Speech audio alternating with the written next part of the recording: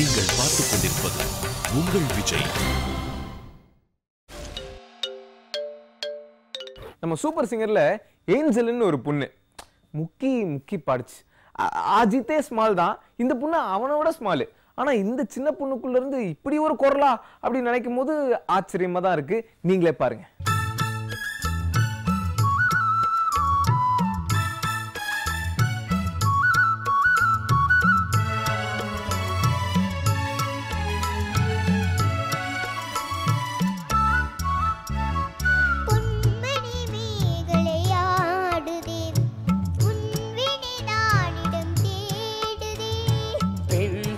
பார்த்ததும் நானதே இன்பத்தில் வேதனையானதே.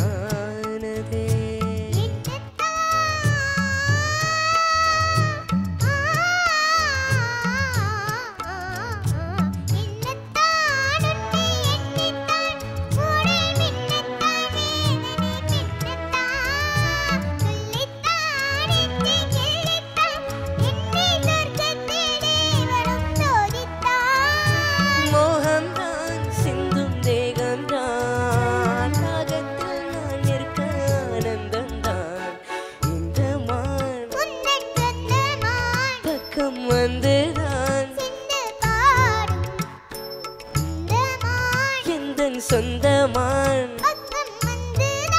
சிந்து பாடும் கண்மணியே சந்திக்க வேண்டும் தேவியே.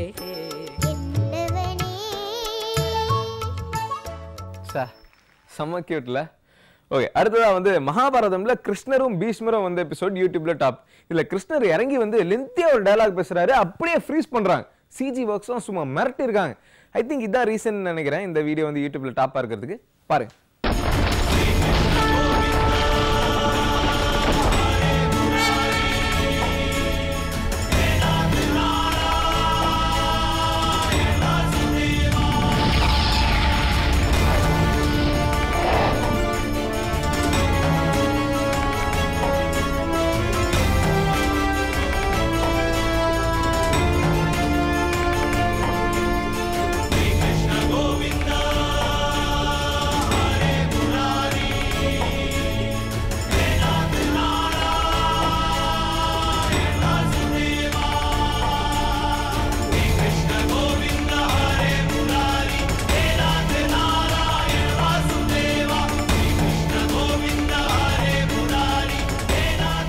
வாசுதேவ கிருஷ்ணன் அல்ல, எது வம்சத்தைச் சேர்ந்தவன் அல்ல, நான் மானிடனும் அல்ல, நான் பரபிரம்மமாவேன் குரு சிரேஷ்டரே. நானே சத்தியம் ஞானம் தர்மமாவேன். என் அனுமதி பெற்றே நடக்கிறது யுத்தம், என் அனுமதியோடே அணுவும் அசைகிறது நித்தம், என்னுடைய அனுமதி பெற்றே அணுகும் தம்முடைய மரணம். கிருஷ்ணர் அவர்களே, இதை நான் ஆமோதிக்கிறேன். அடுத்ததா ஜீவான் ஒரு படம் நெக்ஸ்ட் பிக் ஃபிலிம் ப்ரொடியூஸ் பண்ணி நம்ம விஷ்ணு நடிச்சு சுஷீந்திரன் சார் வந்து டைரக்ட் பண்ணியிருக்காரு. இதில் ஹைலைட் என்ன அப்படின்னு பார்த்தீங்கன்னா, அந்த படத்தோட சாங்ஸ் எல்லாமே ஆடியோ லான்ச்க்கு முன்னாடியே நம்ம இமான் சாரோட பெர்ஃபார்மன்ஸ் மூலியமாக நம்ம விஜய் டிவியில் டெலிகாஸ்ட் ஆச்சு. பட் அதில் வந்து நம்ம இமான் சார் வந்து ஒரு மெட்லி பெர்ஃபார்மன்ஸ் அன்பிளக்டாக கொடுத்துருந்தாருங்க. செம்மையாக இருந்தது. அது யூடியூப்ல டாப். பாருங்க.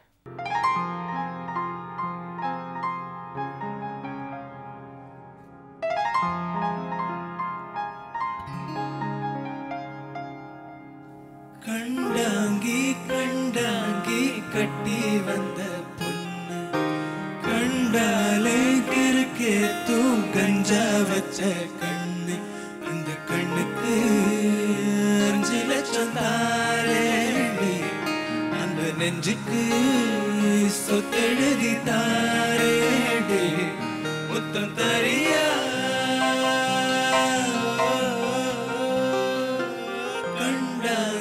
கண்டாங்கி கட்டி வந்த பொண்ணு கண்டாலே கிறுக்கே தூ கஞ்சா வச்ச கண்ணு.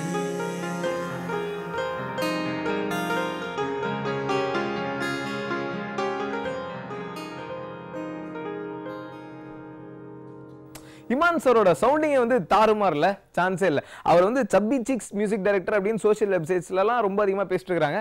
அதுலேயும் ஸ்பெஷலாக பிரியா ஆனந்த் வந்து இவரோட கண்ணத்தை பிடிச்சிக்கிறது ரொம்ப பரவலாகவே பேசப்படுது. ஓகே, அடுத்ததா யூடியூப்ல டாப்பா இருக்கிறது வந்து என்ன அப்படின்னு கேட்டீங்கன்னா நீயானால எப்படிலாம் இருந்தா நல்லவன் அப்படின்னு நம்ம பாய்ஸ்லாம் பேசியிருக்காங்க. அதுதான் யூடியூப்ல டாப். பாருங்களேன். நம்ம ஊர்ல அப்பா சாப்பிட்டீங்களாப்பா அப்படின்னு ஒரு 10 மணிக்கு கேட்கறதே ஒரு நடிப்பு தான். டெய்லி எந்திரிச்சு படிக்கிறேன் சார், நல்ல மாதிரி. டெய்லி எந்திரிச்சு படிக்கிறேன் சார். 5 மணிக்கு படிச்சுன்னா அவங்க அப்பா படிக்கிறான் நல்ல பையன் அப்படின்னு. காலைல 5 மணிக்கு 5 படிப்பீங்க. சூப்பர். நல்லவனாக எப்படி நடிக்கிறீர்கள்? வீடு, ஆஃபீஸ், சமூக வெளி எங்க வேணாலும் போங்க, ஃப்ரெண்டு வீட்டுக்கு கூட போங்க, ஒரு இடத்துல அது எங்க வேணாலும் இருக்கட்டும், அங்க நல்லவனா உங்களை காட்டிக்கிறதுக்கு நீங்க எப்படி நடிக்கிறீங்க? அவ்வளவுதான். கிளாஸில் வந்தோடனே சார் வந்தோடனே எழுந்து நிற்கணும் சார். அதுக்கப்புறமா நோட் புக் ஓப்பன் பண்ணி வச்சுக்கணும் சார். அப்போ சாருக்கு நல்ல பாயிண்ட் வரும். ஓகே, நோட் புக் ஓப்பன் பண்ணி வைக்கணும். நோட் புக் ஓப்பன் பண்ணி வச்சா நல்ல பையன் இம்ப்ரெஷன் வரும் சார். Okay, good. பிஸியாக இருக்கிற மாதிரி காட்டுறது சார். பிஸியாக இருக்கிற மாதிரி காட்டுறது, அதாவது வேலை எனி டைம் வேலை இருக்கிற மாதிரி. ஒரு பரபரப்பா. இதுக்கப்புறம் நம்ம என்ன பண்ணாலும் இந்த உலகம் நம்மளை நம்பாதுல்ல. நைட்டு 10 மணிக்கு அப்பா கிட்ட போய் அப்பா சாப்பிட்டீங்களான்னு கேட்டா நடிக்காத போனாயே அப்படின்னு ஒரு சொல்றாரு.